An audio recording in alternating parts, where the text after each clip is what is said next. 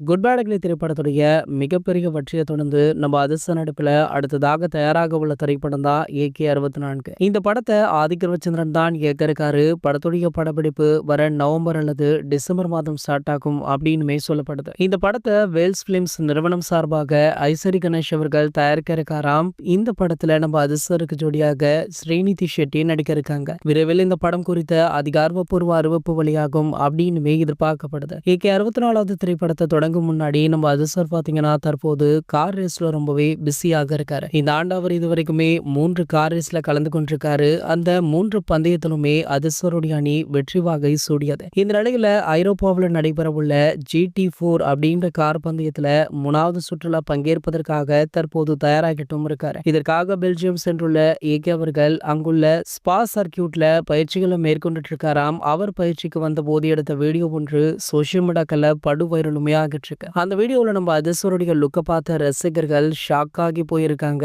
அதுல மொட்டை தலையுடன் காட்சி அளித்திருக்காரு நம்ம AK அவர்கள். இதனை பார்த்த ரசிகர்கள் ஒருவேளை இது AK 64 படத்துடைய லுக்காக இருக்குமோ அப்படின்ற கேள்விகளையுமே எழுப்பிட்டு இருக்காங்க. இது போன்ற செய்திகளை பத்தி நீங்க உடனே தெரிஞ்சுக்க நம்மளுடைய சினிமா கொட்டா அப்படின்ற நம்ம சேனலை சப்ஸ்கிரைப் பண்ணிக்கோங்க.